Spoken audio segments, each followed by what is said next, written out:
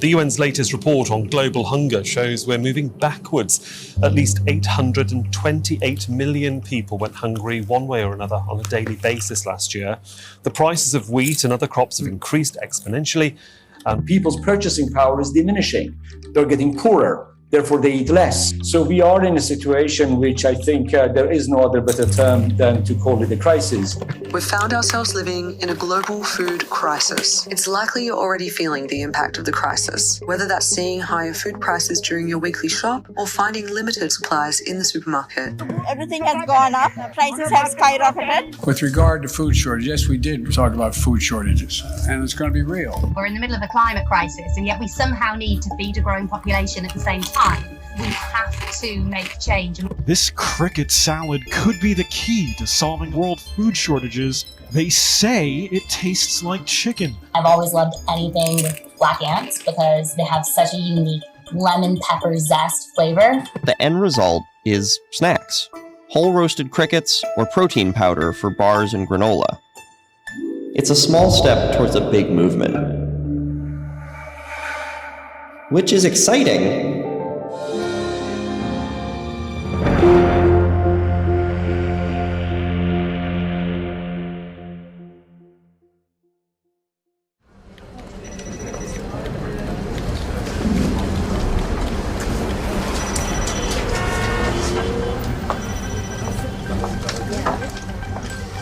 Independent journalism in 2023 is a bit complicated. There are thousands of stories floating around, and it's hard to decide which deserve the most attention. Here at Facts Matter, we've been spending a lot of time covering the global food crisis. Maybe you've heard of it. Good evening. This right here is an American supermarket store shelf. Food prices are skyrocketing in grocery stores around the world. And if you listen to world leaders, they'll tell you it's due to climate change. And their solution might surprise you. There are 1,900 edible insect species on the planet. According to the United Nations, this might actually be your future dinner. Let me explain. The people in charge of some of the most powerful organizations on the planet have determined that agriculture, specifically animal agriculture, is to blame for global warming. And global warming is to blame for the high prices of food as well as food shortages. And so, by switching our diets from beef, chicken, and pork to crickets, ants, and mealworms, we'll be able to stop temperatures from rising, lower the price of food, and possibly to even save the planet. However, on this show, we've spent a lot of time speaking with the food providers, aka the farmers. John, thank you so much for joining us. And their story is very different. Their story suggests that these high food prices and these food shortages have little to do with global warming, but instead, they are the direct result of an environmental policy that was conceived over 30 years ago. The gentlewoman from California is recognized. Thank you, Mr. Speaker. The Earth Summit Environmental Leadership Act, as this is known, presents us with an opportunity to follow up on the important work of the Earth Summit to develop its blueprint, Agenda 21, for global environmental action. Agenda 21 was meant to be the agenda for the 21st century.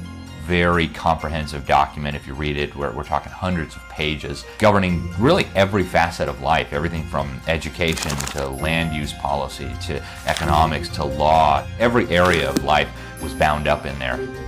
Agenda 21, the United Nations Master Plan for Humanity, was enacted in the year 2000.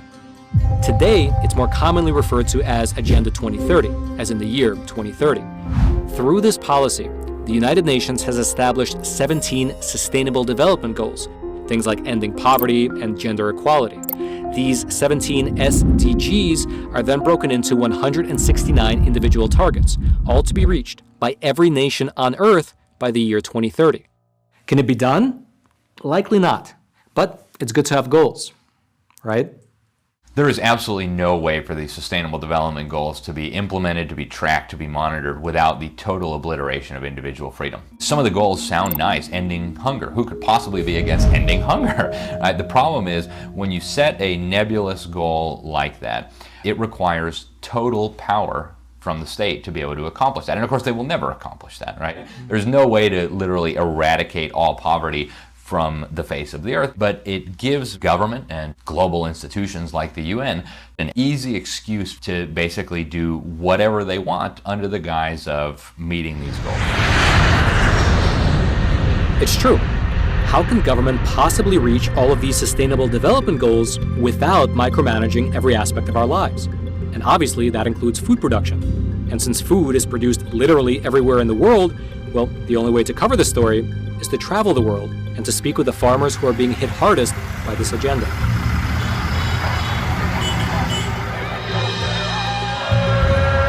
They're collapsing the current order in order to impose their new order. Look at the Netherlands, their prime minister allows his country under court order to go with this new WEF net zero agenda of stopping modern agriculture. Netherlands is the biggest exporter of meat in Europe. They're shutting down, not the big corporate farms, they're shutting down the small and middle-sized family-run farms.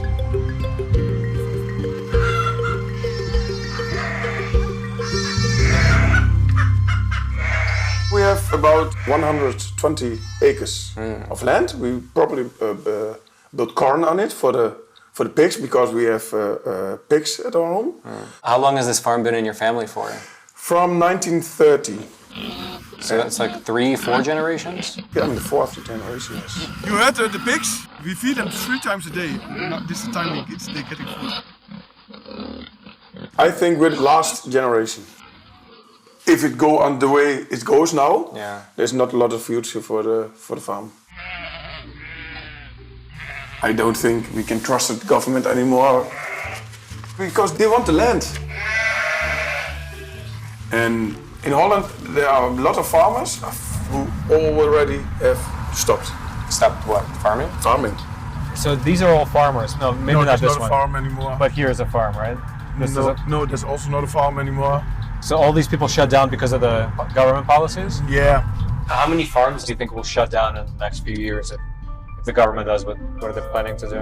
I think 50% is going away. Wow, really? 50%? If Martin is right, and Holland stands to lose 50% of its farmers, then something is seriously wrong. This is a country that ranks first in the European Union in agricultural exports, producing large surpluses for the food and processing industry every year. So, why does the Dutch government want to eliminate half of its farmers? About a year ago, politicians were already discussing possible global food shortages. And yet, shockingly to a lot of people, the Dutch government floated this idea that would essentially wipe out 30 to 50% of the farmers here in this country. Yes. How could that happen? So the Netherlands has been a very agricultural country for decades, for centuries even. And in the 1990s, the Dutch government made an agreement with the European Union saying that we would have a certain percentage of hay, clover and moss on our countryside. And then, of course, in the past 20 years, we had a great growth of our farming sector, which, as a consequence, mean that we emit more nitrogen oxide. And nitrogen oxide is a fertilizer. It's a natural fertilizer, which causes the countryside to change. And what Dutch politicians have then done, they've spinned this as bad for nature and bad for the environment. But it's not bad for nature or bad for the environment, it's simply that it changes a little bit. We get a little bit more trees and a little bit less clover and hay. So basically there was a choice for Dutch politicians. They could have said, look, European Union, we're really sorry, but we're not going to live with these absurd standards from the 1990s anymore. That was option A. Option B was to disown and expropriate 50% of our farmers. And that's what they've chosen. In 2021, the European Union's Natura 2000 network released a map of areas in the Netherlands that are now protected against nitrogen emissions. Any Dutch farmer who operates their farm within 5 kilometers of a Natura 2000 protected area would now need to severely curtail their nitrogen output, which in turn would limit their production.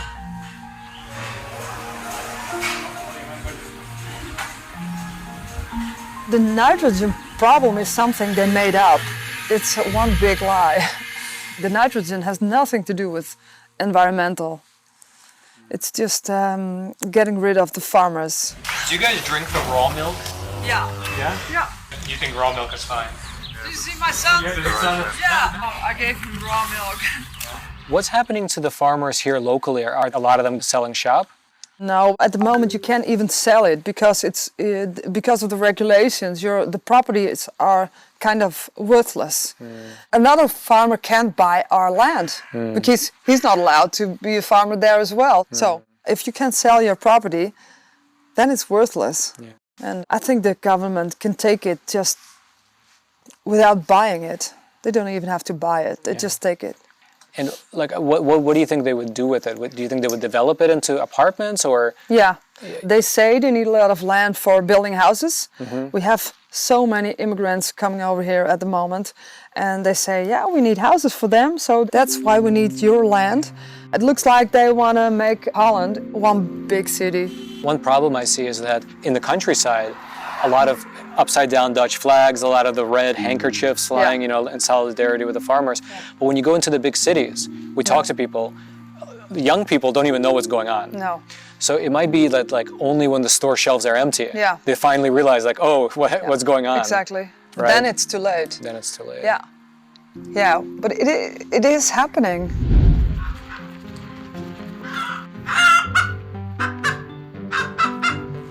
We have here a farm with milking cows and chickens, about 200 cows and 50,000 hens for the years. How are the nitrogen policies going to affect your farm? According to the map, we have to reduce half. Half? Half. Would you be able to do that? I don't know. I think we might have to shut down one barn. What are these silos here? What are these? It's feed. Of feed, wow. 3 kinds of feed, for the small ones, the middle ones and the bigger ones. Do you think if the nitrogen policy goes into effect, the price of the feed is going to go higher? This last year, the price is 60-70% higher. 30 to 40 euro more per pig. So based on that Natura 2000 map that the government released, yes, how much will you have to cut? So far this region is minus 12%, 12% less cows. This is going too far. This is throwing farmers out of business.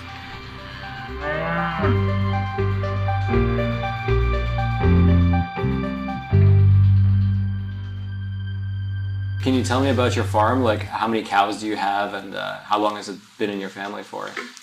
For as long as I know, I'm the 6th generation of farmer. And how many cows do you have? I have 58 cows now. I know them all. We've been very good for them. If I hear screaming, I wake up and I go to the barn in my underwear. That's how it goes. It's not a job. It's 24/7. When they want me to stop being a farmer, they have to beat me to death probably. So I'll go somewhere else and be a farmer. Before we started filming, you were telling me about the government has a new nitrogen proposal. Yep. So what would happen to your farm if that goes into effect? The area where I'm in has to reduce 90 to 95%. 90 to 95%. Yeah. So what does that mean? How many cows are you going to have left? 6. 6. Easy counting. You cannot make a proper living with 6 milking cows. So this is what? This is about, you said 58 cows? Or and so again, if the nitrogen rules go into effect, 95% of these cows you have to get rid of. Yeah, 90 or 95. They want me to produce less nitrogen.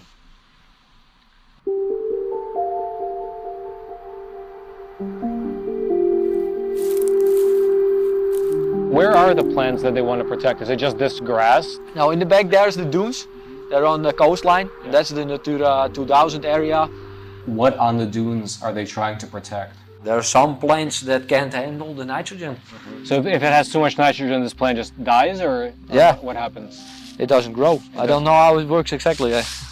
So again, to protect this right here, your farm has to cut 95% of its nitrogen. Yeah. But there's also a balance, right? Because like, yeah, if you want to eliminate all farming and all humans and all everything, sure, everything will grow naturally, but then you don't have any food. So it's like the solution, actually, it sounds good on paper, it sounds good in government, but in practical terms, it doesn't have the good effect. That's the biggest problem. They make up a lot of things, but they don't know how it works. But I think it's a scam. Well, it's a scam that'll get them your land. It's clear that these strict Dutch nitrogen policies are crippling the farmers who have been feeding this country for decades. But do the benefits of protecting these nitrogen-averse plants outweigh the costs that these farmers are paying? Hi, Petra. This is Roman. I'm a reporter here in the Netherlands from America. We reached out to the Department of Agriculture to get their side of the story, but unfortunately, they were not available.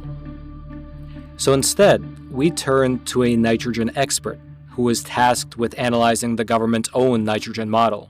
You were working for the government committee yes. to study the nitrogen. Yes. You were given a model. Yes. The whole policy is based on the deposition model about how to deal with nitrogen's emissions on nature areas. And I looked at the validation studies and showed that the model is actually crap. It doesn't work. And doesn't matter, they still continue using it, which is, in a sense, unsettling. I mean, really, can we do such a thing in terms of policy? Use a model which doesn't work? It's never about innovation, it's always about getting rid of farmers. When you look at it from a global level, if let's say consumption here in the Netherlands and worldwide for things like beef and dairy products don't go down, sure, you might lower your farming, but that farming is going to happen somewhere else. It's a classical trade-off. If you don't do it here, you do it somewhere else. I mean, nitrogen emissions are part of the equation of agriculture, so you want to optimize that. And guess what? The Netherlands is pretty good at optimizing agriculture. We've done this for the past 1,000 years. We're really good at it. So if we would actually shift production to somewhere else, you are absolutely sure that emissions will increase. So ironically, it's almost like if you globally want to reduce emissions, you should have more agriculture here in the Netherlands. Absolutely. It's the epitome of a dumb idea to scrap agriculture here because it has to be maintained somewhere else or increased somewhere else. So we're a bit of a bind in the Netherlands with respect to nitrogen policies. So if this isn't about nitrogen, what is it about?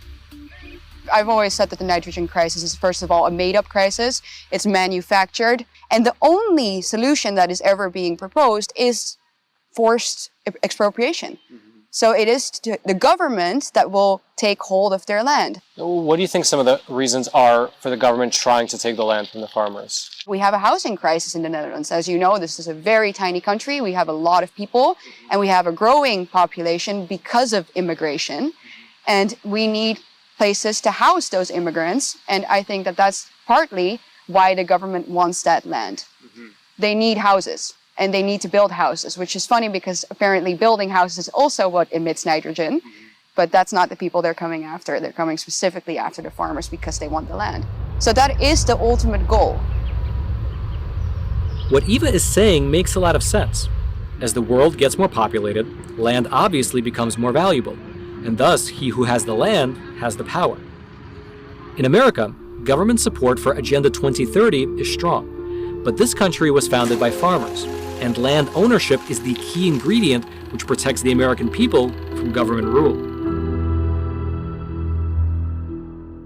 What did the Founding Fathers envision property rights to look like in America? The concept in America is self-rule, that we the people will rule our government. And our Founding Fathers understood that the small landholder is the most important part of the state.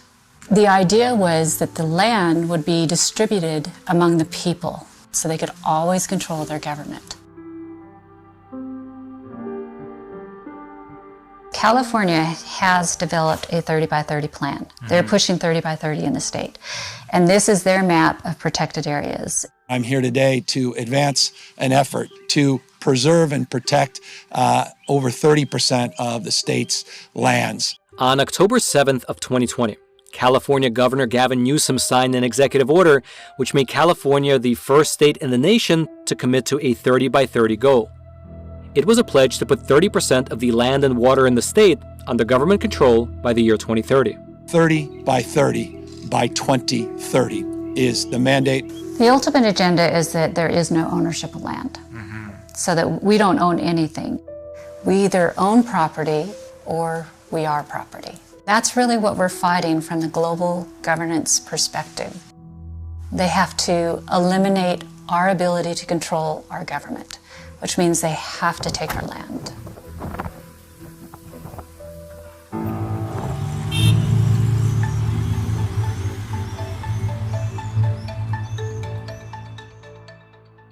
Is Agenda 2030, is it something that's on the books in the U.S.? I would look at Agenda 2030 as kind of being a template or a blueprint.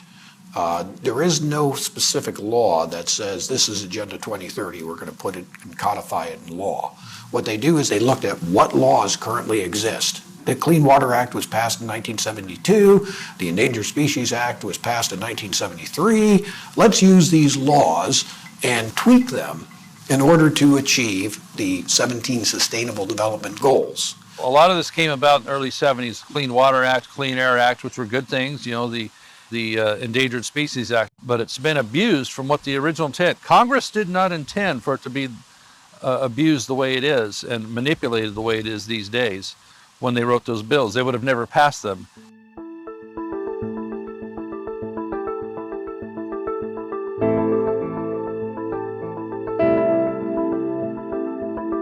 You mentioned the Endangered Species Act, how that's used to take land. Can you sort of explain that a bit more? What you'll find with the Endangered Species Act is that in order to protect a species, sometimes you have to protect habitat. That's land. So in many cases, you'll see environmentalists employ the Endangered Species Act to close off development. Copco and Iron Gate are the only two deep water lakes in the Klamath system. But the environmentalist movement created the crisis for saving the coho salmon, which were never known to be indigenous to the upper region, to force the elimination of the dams or destruction of them. What you're saying is, in this region, the coho salmon is not really indigenous. Is that the case? Coho salmon, by Fishing and Game's own definition, is a coastal fish. Its normal habitat extends no farther than 30 miles from the coast. The Iron Gate Dam is one of 4 dams being removed by the state of California to save the coho salmon. But if what Rex says is true, and the coho never swam here, then why destroy the dams? It's a question that's been irking local farmers and ranchers who depend on these dams for their livelihoods. Throughout my entire childhood, my parents had several different jobs. Because they didn't inherit this place, they worked hard to have it. How many years have they owned this plot of land? 40 years. We love this land, but given this global agenda that, you know, feels like it's in our backyard now, I don't know if my sisters and I will be able to inherit this place and pass on and keep what my parents have worked so hard for. If and when those dams are destroyed, it will shut off the water that we have rights to. It's going to totally impact our livelihood. I think it's criminal. What the State Water Resources Board is telling us is that they want to see the coho in this river. But there is no historical evidence of the coho ever being here. They're using a picture of fish that look like salmon. And that's their only best available science that coho existed here.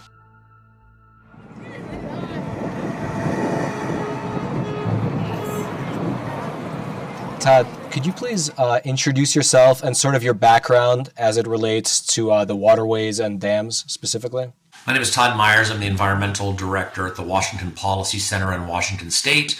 I have worked on salmon recovery issues for more than a decade and environmental policy for more than 2 decades. I actually personally have voted to fund removal of part of a dam to open salmon habitat. So I've looked at this from all sides of the issue. The dam removal project that's happening right now on the Klamath would be the world's biggest, right? And it's actually set to start either this year or next year. From your experience in salmon recovery, is there a way to achieve the goal of helping the coho salmon to recover without tearing out those dams? Yeah, removing dams is not a panacea. There are lots of other things that influence salmon populations. Here in Washington State, a decade ago, we removed 2 dams on the Elwha River, and it was claimed that the populations would recover and that we would be fishing again by now. And in fact, the populations over the last decade have basically been the same as what they were the decade before the dams were removed. That's because there's lots of other factors that play into salmon recovery. And I think too often people become fixated on sort of the romance of destroying dams, and that becomes the overriding interest, where other projects that might do much more for the environment never even get assessed because we become so fixated on one approach. What lends to that? What lends to people just wanting to tear down dams and not listening to, for instance, your take on it, your opinion that there's so many different options that can be done that wouldn't be so extreme? I think this is a problem fundamentally when you make environmental policy more about politics than results. These dams are coming down, and it's about damn time. The benefits to politicians and to environmental activists are sort of like identity politics. They see themselves as environmentalists, and so they want to express that in very, big ways, essentially virtue signaling, right? The largest dam removal project in U.S. history. Tearing down dams is very dramatic. The more dramatic, the better. But if something doesn't work down the road, right, the Elwha, it's been a decade, we're not seeing the salmon recovery that we expected. And so as a result, we probably should have done something different. Well, is anybody held accountable, right? All of the people who promised that we would see salmon recovering, that we would see, harvestable levels of salmon. Has anybody been held accountable for screwing up? No. In addition to dam removals, the state of California has also enacted emergency drought regulations threatening to prohibit ranchers from using their own groundwater. My husband and I bought a little ranch when we got married 7 years ago, and we run cows on that ranch. We're in a real pinch right now as cattle producers in Scott Valley, where as of last September, the state water board has introduced some new emergency drought regulations that are threatening to curtail 100% of our irrigation water that we pump out of the ground. This is all being done in the name of saving the coho salmon. If this continues down the path it's going, what do you think will happen to your farm? My property right now doesn't have a lot of value without the water rights that go with it. Water is what makes everything work. In Scott Valley, you can't do anything without water. And so we would have to move, because if we can't ranch in Scott Valley, there's nothing else to do. It seems like the salmon are not technically endangered anywhere. You can find them in stores, you can eat them, yet they're invoking the Endangered Species Act to essentially take away your water rights. Do you feel like the salmon is the real reason, or is there something going on behind the scenes? It's definitely not about the salmon. It's about control of water. It has nothing to do about fish. This is all about rewilding, regardless of the impacts. This is a consortium between Department of Water Resources and California Fish and Game. They are moving to secure all of the control of all the water as we speak in the state of California, now including groundwater. Water is the thing. Water is the thing that these globalists are going to use to control everything, because we all can't live without water. Yeah, they have the 17 Sustainable Development Goals. Water is one of them, but every goal has a bunch of sub-targets, right? Right. And in order to achieve them, you do have to essentially micromanage people's lives in order to measure their water usage, etc. Right? It's in the targets that they get more specific. So if you need permission to flush the toilet or brush your teeth or drink a glass of water, you're beholden to their control.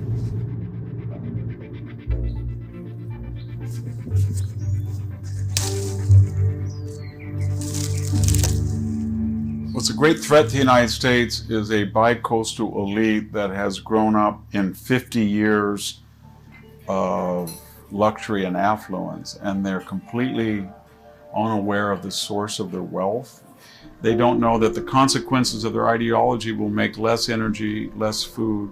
They feel that they do not want to have oil-based nitrogen fertilizers or pesticides, and they don't need to be intensively farmed for great production.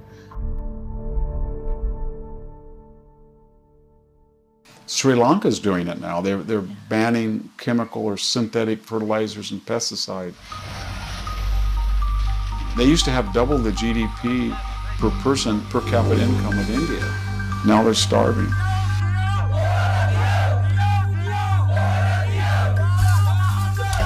Is this really what happens to a country when these policies are enacted? Can implementing Agenda 2030 really lead to the collapse of an entire nation? Sri Lanka is located in South Asia, just off the southern coast of India. The Sri Lankan countryside is made up of collective villages filled with small subsistence farmers with unique challenges. Like, for instance, having to climb up into tree houses to sing the ancient songs of their ancestors to keep elephants from rampaging their crops.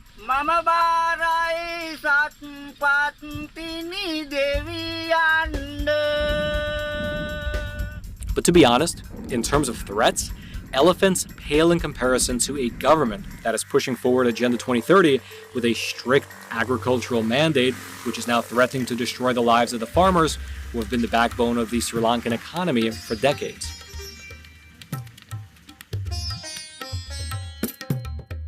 Rice is our main staple, and in 1950s, early 1950s, we have been importing 60% of our rice requirement from other countries. So then moving forward from 1952 all the way up to 2020, a lot has changed, right? Lots of changes. Our farmers started using synthetic fertilizer in 1952, and that helped us to achieve a very high yield. And starting from 2008, we have been producing more rice than we can consume. In other words, there was a surplus. That was a leap jump forward. Imagine that. Through sheer ingenuity, hard work, perseverance, and scientific discipline, the Sri Lankan people developed a paddy rice crop that was among the highest yielding in the entire world, allowing them to not only feed their own people, but also to export the crop to surrounding countries, making some much needed money for the national treasury in the process. But this path to prosperity, as well as the food security of the whole country, was inextricably linked to the use of nitrogen-based fertilizer. More than 90% of the farmers are using synthetic fertilizer. Let me let you know why fertilizer is required. If you want to get 5 metric tons of rice, the paddy plant requires about 105 kilograms of nitrogen. If you don't put those nutrients into the soil becomes infertile. You need the fertilizer to make sure the required amount of nitrogen can be supplied to the plant. If not, you will not get the yield.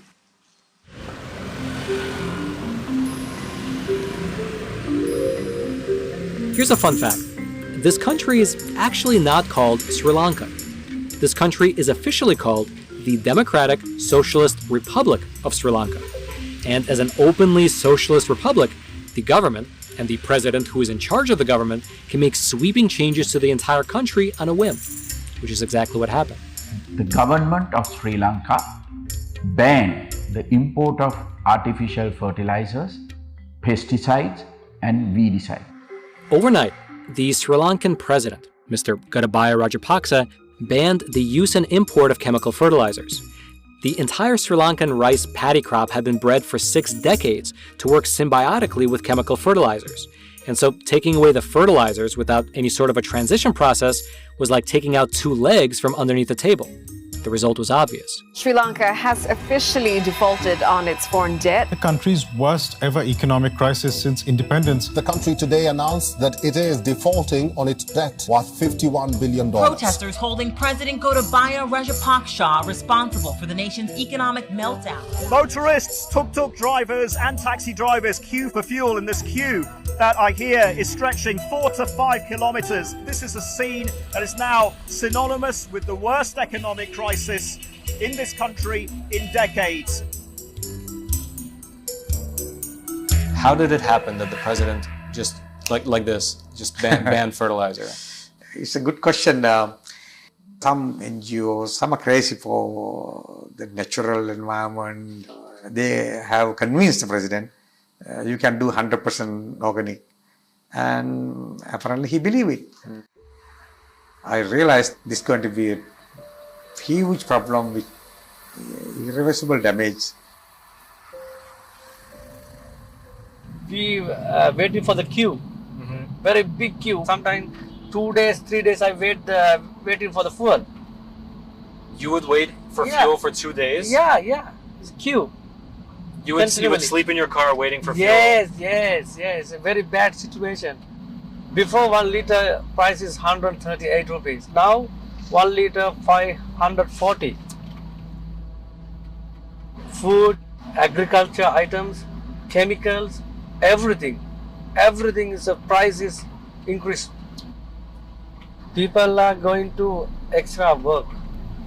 So you mean like one person would get 2 jobs? Part jobs.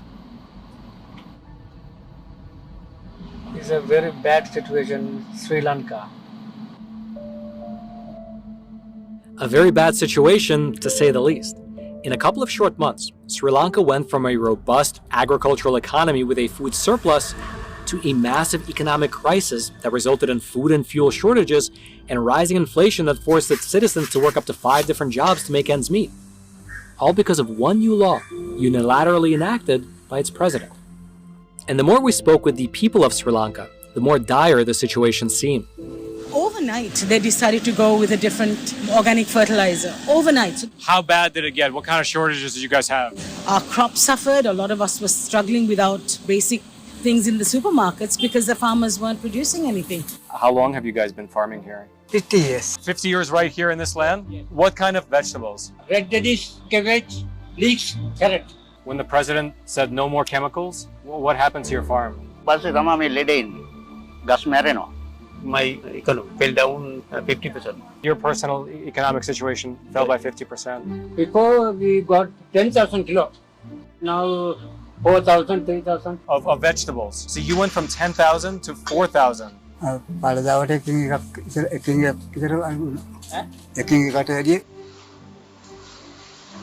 Normally, we can fill up 5 boxes, around 5,000 kilograms of fresh tea. So you're saying before, it was not only this, like all this would be full. All this was full.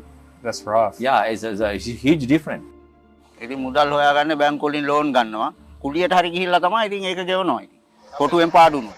you think the government cares about farmers like you? No satisfaction. The difference in vegetable production between synthetic and organic became obvious when we visited one farmer who is still practicing both methods. This field is 100% organic.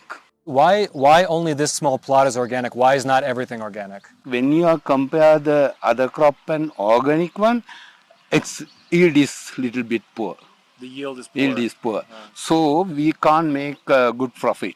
So organic is more expensive, it's more labor, and it's less yield. Wow. Everywhere we went, it was the same story.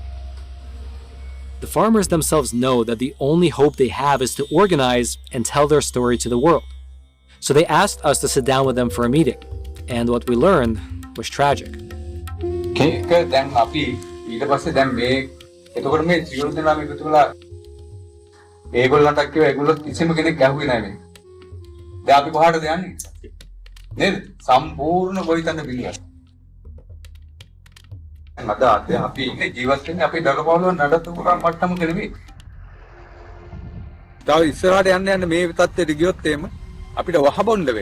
Is a lot of that happening? A lot of farmers committing suicide?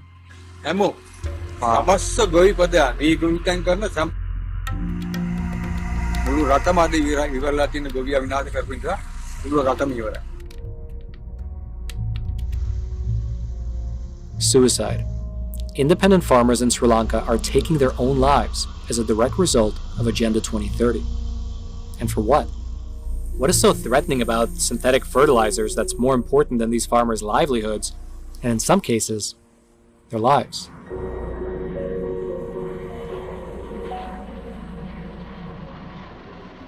Climate change is the biggest threat. The biggest threat to any kind of biodiversity, the biggest threat to any kind of nature, of course also the biggest threat for the human beings. What do we want? Climate justice! What do we want? Now! At some point down the line, the narrative changed to be around climate. What was the narrative prior to that? What was the justification they were giving in order to push, this kind of more control from the top down? Yeah, immediately preceding climate and environment, actually the Cold War was the pretext for having this incredibly large, incredibly powerful federal government. In fact, you see a very clear break when the Club of Rome met in 1991 as the Soviet state and the Eastern European communist states were collapsing. The Club of Rome, very, very powerful elitists. Obviously, Mikhail Gorbachev was there. You had many prominent Americans, people like Al Gore. They got together and they came up with this incredible document where they actually said we need a new justification for this all-powerful state. So the new excuse is going to be because the environment is going to be harmed and because climate is going to hurt us. Wait, what? I could not believe what I just heard.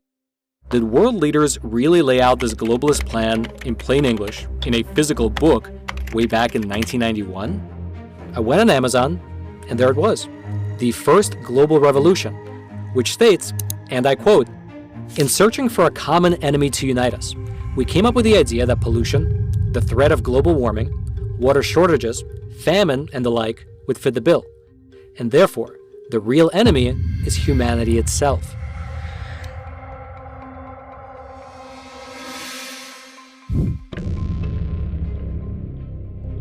The science is clear.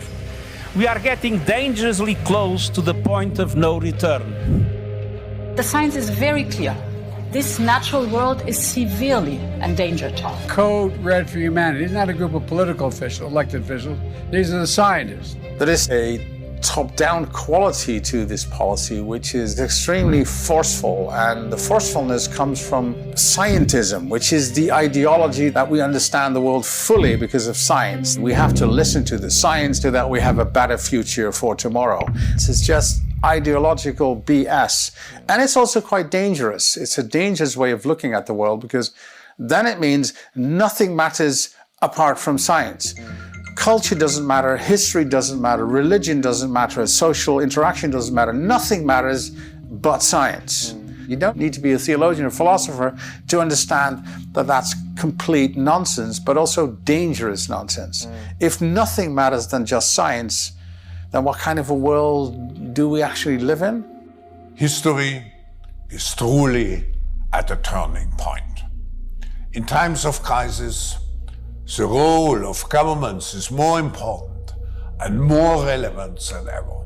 The World Economic Forum is actually a critical part of implementing this UN agenda. Some years ago, they became a strategic partner of the UN in the implementation of Agenda 2030. And then you start looking at the connections between the World Economic Forum and China. Klaus Schwab and Xi Jinping, they're like old buddies. They put out press releases about how much they love each other. So you've got the super capitalists represented by the World Economic Forum. And then on the government side, you have communists. Right? After Agenda 2030 was adopted, the Communist Party in China put out through all their propaganda organs, they said, we played a critical role in this Agenda 2030. You had Javier Solana, the head of NATO, saying this was going to be the next great leap forward, right? The last great leap forward in China killed millions of people. Why would we want another one of those? That's crazy.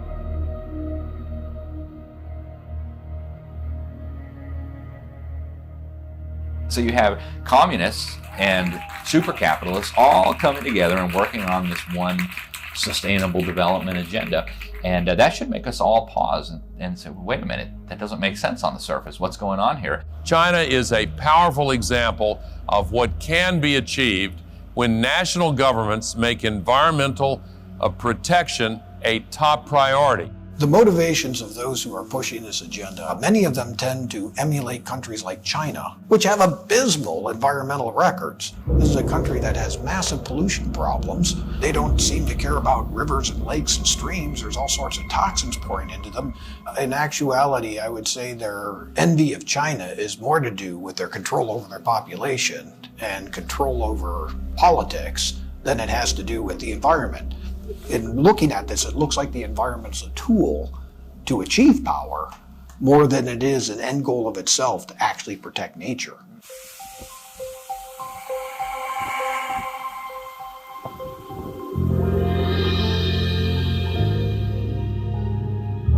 It's about climate.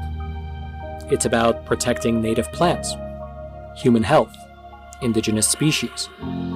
It's about clean water.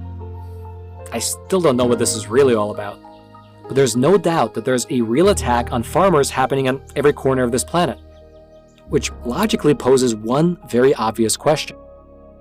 If you get rid of the farmers, you still need to eat something, especially protein, right? Maybe they don't want the food production like it is right now. I mean, we produce potatoes, and we produce milk, and we produce meat, and maybe there's a government who doesn't want us to eat anymore that kind of food. Instead turn to what? Oh, insects, bugs, I don't know. There are these new projects where insects are grown. The people who are getting kicked off the land, are they, like, some of them talking about moving to insect farming? No.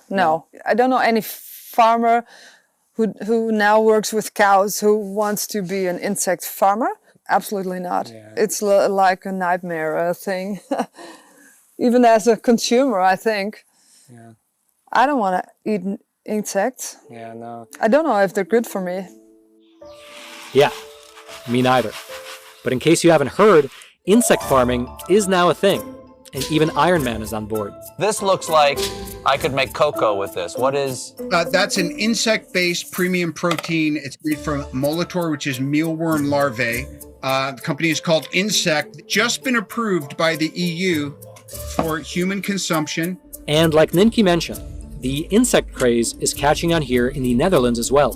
What are you sort of seeing right now in the Netherlands? Are you seeing a lot of farmers moving towards insects? That would be a fantastic scenario, but at this stage that's not yet the case. Hey, I had a question. I'm in Amsterdam right now, and I was talking to a company here called Bugs. They said that you do cricket catering and stuff like that. Yeah, so we produce meatballs, burgers, shawarma, that sort of stuff from insects. And we sell to restaurants. We have 8 restaurants currently that have our products. And then we supply to catering companies. Hey, I was speaking to a company in Rotterdam, and they told me that you actually farm insects. Yes. Do you think more farmers are going to start to go down the same road? Maybe, but in Europe it's quite difficult to change the consumers to insects. No, it's not going that fast as we expected when we started. Would it be possible for me to come by? Because I'd love to see like what an actual farm like that looks like. Distribugs is an insect food producer, owned and operated by Jurt Coopers, who promises that Distribugs is doing everything they can to remove any ignorance and resistance to bug eating. These right here are the mealworms, right? Yes. Obviously. And then these right here are the crickets. Yes. How many farms in the Netherlands currently farm insects? I think about 20 mealworm farms, and crickets I think about 8, 9 at the moment. Oh, so it's not that many. Not that many, no. Do you think there'll be more farmers switching over to farming insects rather than farming, beef or cattle or sheep? Yes, I think there will be a lot of new farms who will produce mealworms and crickets. So you feel like this is a kind of a growing industry? Yes, it's a growing industry. The insects will come inside after that door. We cook them in this kettle here. Oh, it's... At the moment we can process about 500 kilograms. Really? Yes. That's significant. Yes. Yeah. But it has to be more. Yeah. It tastes just like sunflower chips. Yes. We can put insects in all products. We make meatballs, burgers, sausage rolls, and pasta, bread, smoothies, and shakes, etc. So this right here is sort of the future of food. Yes, this is future of food. So let's say somebody watching this is against the idea of eating bugs or insects. What would you tell them? Everybody has to make their own choices to eat it, yes or no. At the moment on Twitter you can see some news about it. You get cancer from mealworms, you get cancer from insects, and nobody knows. So I hope we can push a lot of products into the market. But it's a push market, so we have to push. Today, the European Commission has officially declared mealworms to be food. It could be a game changer for insect farmers. They're now hoping to grow their businesses and turn insects into another source of protein for Europeans, even if just a niche one. There's this top-down globalist idea that certain Western countries have diets that they do not approve of. In other words, they're more meat-based, and they feel that humans don't need meat-based protein. And they want to either force people to follow their paradigms, or they want to buy or accumulate farmland, and that's how they're going to farm it. It's sort of like the Soviet Union or Mao's Cultural Revolution. It's top-down, and it results in disasters. The UN Food and Agriculture Organization in 2013, they put out this very bizarre report, and they said we need Westerners to start eating bugs, right? And that wasn't on anybody's radar. We didn't eat bugs. That's disgusting. And so they said we need a massive propaganda campaign in the media to convince them that they're going to save the planet. Well, we're seeing that. NPR, the Canadian Broadcasting Corporation, the BBC, even Fox News, right? They've been peddling this idea that bugs are delicious and nutritious. Now you got all these celebrities eating bugs and teaching people that it's trendy and cool to eat bugs. And as we speak, they are right now building the largest insect protein processing facility on the planet outside Decatur, Illinois. They're building another one up in Canada. They know there's not really demand for bugs right now, right? How many Americans do you know that are clamoring for cricket sandwiches, right? Practically none. And so I expect that as these food shortages develop, as the price of staples goes through the roof, people will say, okay, I'm really hungry. My kids are really hungry. I can't afford a steak anymore. So, all right, I'll eat your stupid crickets. Construction on the Klamath River Dam removal project is set to begin in a couple of weeks. Right now, teams are already on site. Construction prep work is underway. Some of the dams are scheduled to be removed in 2024, but the first one will be removed from the river in September. We live in fear. What are they going to do next to us here? When people go up the road, we wonder if, they're sneaking on our property and trying to take pictures. And we've had drones flying over trying to prove something, anything that we may be doing wrong on this river. And it's intimidating. If we're heading for a world food crisis, as we hear all the time, then perhaps we should release the noose on the food providers. We don't farm and ranch with a big margin. We don't do it so that we make a bunch of money and can take the family on vacation. We do it because we love the lifestyle. We love raising our kids, learning to do something productive, providing people with something they really need. I just hope that it doesn't come to a point where we lose ranches in Scott Valley, because I don't know what it would be without agriculture. What replaces our fields? It's either going to be some kind of development, or I guess corporate farms. When you start to see people like Bill Gates gobble up farmland, and you read what his foundation says about farming, when they say that we're going to have a particular type of agriculture, they want large blocks run by the government or by private consortia where they say we're not going to have animal-based proteins, we're not going to have stockyards, we're not going to have turkey farms, we're not going to have chicken. The academic mind always has the answers, but never in the real world. And they do a lot of damage. Everywhere you look, small and medium-sized farms being gobbled up by these corporate mega farms because they can't keep up anymore. They can't comply with these endless streams of regulations that are coming down. We're seeing that in China now, where these giant mechanized corporate, big government-controlled mega farms are displacing all these little small family farms that families have been farming for hundreds of years, in some cases longer. They're moving them all off their little plots of land and moving them into these big, horrific mega cities that they have built. And we're going to see that all over the world with the decimation of small farms. So if they're not bankrupted by economic forces, the government itself will shut them down. Everything is falling apart. There is a shortage of food. Many people do not have enough money to eat every day. Everybody's out here today because they understand that when our government actually expropriates our farmers, we're all next. Not just Holland is now facing these types of regulations, but you can see the attack on farmers all over the world. It's an agenda that is carried out on a global level that is being pushed through government officials in respective countries. This is precisely how the globalists have managed to take over national parliaments and national governments. 20 countries equal 80% of all the emissions. You solve the problem to start with by making sure all of those 20 countries are doing what they need to do. We have to pull them to the table and leverage further. So how do we get there? Well, the lesson I've learned in the last year is money, money, money, money, money, money, money. They're following a script where they are thinking already from the perspective of a global, bureaucratic, quasi-totalitarian system of governing, system of rules. This is an agenda, and all these countries are implementing the same policies. So they've targeted the farmers because that's the agenda. When the American nation was founded, 95% of the people were homestead citizens. They had their own land. And they were completely independent, autonomous. They raised their own food. They were outspoken. They were economically viable.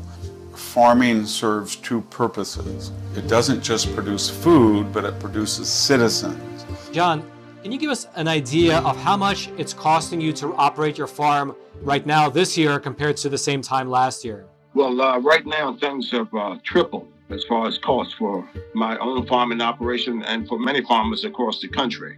And I think you're going to see across the board higher food prices. Food prices are already up dramatically this year, last year a little bit too, and we might see more empty shelves in America.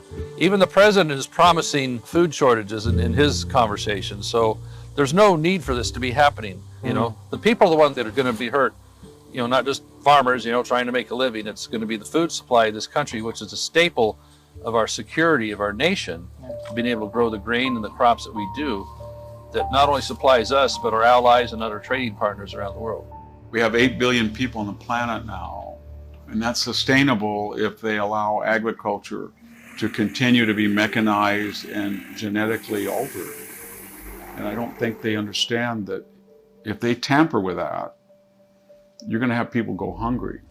We are headed into, I think, a time of very significant food shortages. Can we expect to see massive increases in food prices next year? Oh, no question about it. So I think the end goal of the war on farmers that we're seeing, which is guided at every step by the Sustainable Development Goals and Agenda 2030, is going to be a total consolidation of agriculture, a total consolidation of the food supply. And as every communist tyrant of the last 100 years has understood, if you control the food, you control the people. I think that's ultimately the end goal.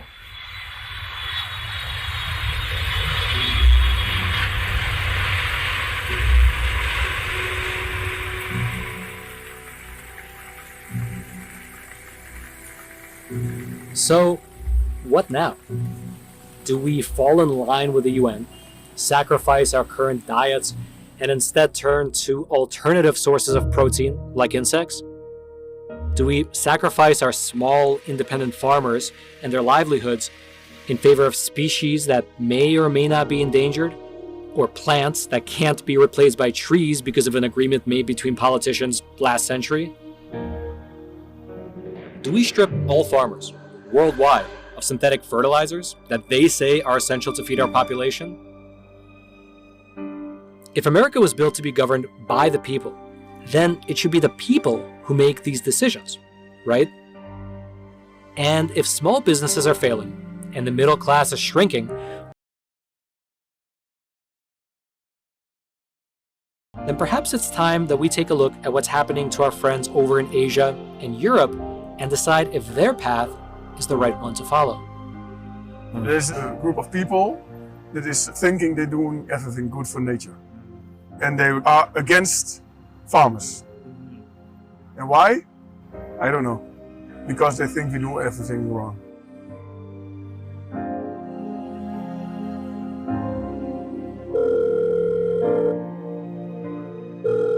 Hello, how are you doing? Sadly, very, very sad. In the neighborhood here, are the 6 people who killed themselves because they don't see how it must go further. Mostly are cow farmers. Yeah, the government in Holland, they're crazy, they're f***ing crazy. I hope that you can tell in your story about the anger and that people don't know what to do and they finish with their own lives and everything. Yeah, you can tell that to the world. The reason that so many people are suddenly so interested in what's happening over in the Netherlands is because the policies being pushed there are very similar. They, in fact, quite literally mirror the policies being pushed here in America. I'm your host, Roman from the Epoch Times. Stay informed, and most importantly, stay free.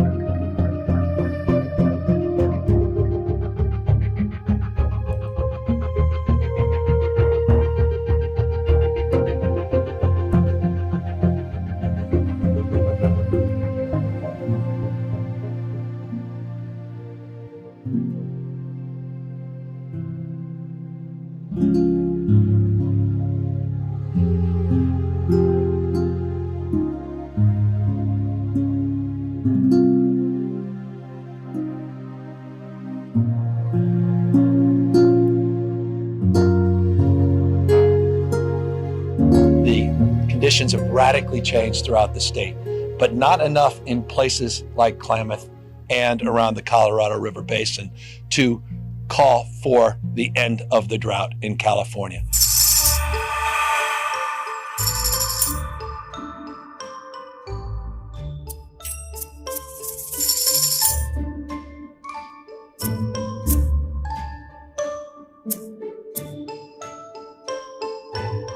En nu hebben we Nienke Koopmans, boer, 80 koeien. It's hard. I don't really know how to talk to this government anymore because they're not listening. It's not a democracy anymore in Holland. That's what I feel like. That's what I'm in politics for. En als je nou op één manier op je knieën wilt krijgen, als je je vrijheid af wilt nemen, dan pakken ze je voedsel af. En daar zijn ze mee bezig. Do you see any hope? Do you see any hope for the situation? Yeah, sure, yes. No farmers, no food. Yeah. They will know it. So yeah, we have to continue fighting for it. And we have the best job in the world.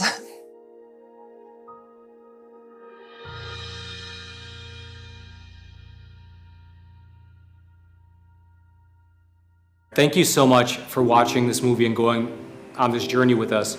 To be honest with you, when we started this project, we didn't really know what to expect. We knew that there were problems with the food supply and that many farmers around the world were having a lot of problems, but we didn't know how bad the situation really was. And the farmers that we were able to feature in this documentary, as powerful as their stories were, each one of them represents 1,000, 10,000 other farmers whom we just weren't able to feature. But their stories are just as heartbreaking and just as bad. The people in America and Holland, they stand to lose their generational lands and their businesses, something they've had in their family for 5-6 generations, will just be owned by the government. Whereas you have places like Sri Lanka where people are actually starving because of these government policies. And to be honest with you, one of the most heartbreaking things for me on this trip was that we would speak to these farmers and get their stories, and it would just be so hard to listen to. But then we would head into the city and speak to the people there, especially the young people, and they had no idea what's going on. We would ask them about the nitrogen policies or the climate policies or some of these other water-related policies, and they not only did not know what was going on, but they naturally sided with the government. They naturally thought that, hey, putting these farmers out of business is just going to be the cost of saving the planet. And when I heard that, to be honest with you, it really felt like the weaponization of compassion. These globalist institutions, they take advantage of people's wish and desire to be good and to help people, and they use it for their agenda, to push forward their agenda, whatever that agenda happens to be. And so that to me was the absolute most heartbreaking part of it all. But to be frank with you, at the very least, we were able to make this project and have these farmers, well, speak to the entire world through this documentary. So I thank you so much for watching. If you can, share it with as many people as you possibly can. You can share this documentary with your friends, your family, your colleagues, your neighbors, your community, even your enemies, so that they can really know what's going on, because this is the only way that the next great leap forward won't be a global famine and disaster that'll claim the lives of millions of people. Because listen, what happened in China with the Great Leap Forward, well, those policies sounded great on paper. Nobody was convinced that, hey, we should do the Great Leap Forward and kill 50 million people, but that's what happened. And unfortunately, having dug into this agenda ourselves, that might be what'll happen here, where these policies, they sound so good, they sound so righteous and noble and compassionate, but the end result is that there'll be a global famine. And I hate to say it, but there are forces in this world that actually think that might be a good idea. What better way to return to nature if there's less people? And yeah, just please share it out with as many possible people as you can, because this information needs to be seen by everyone across the entire world.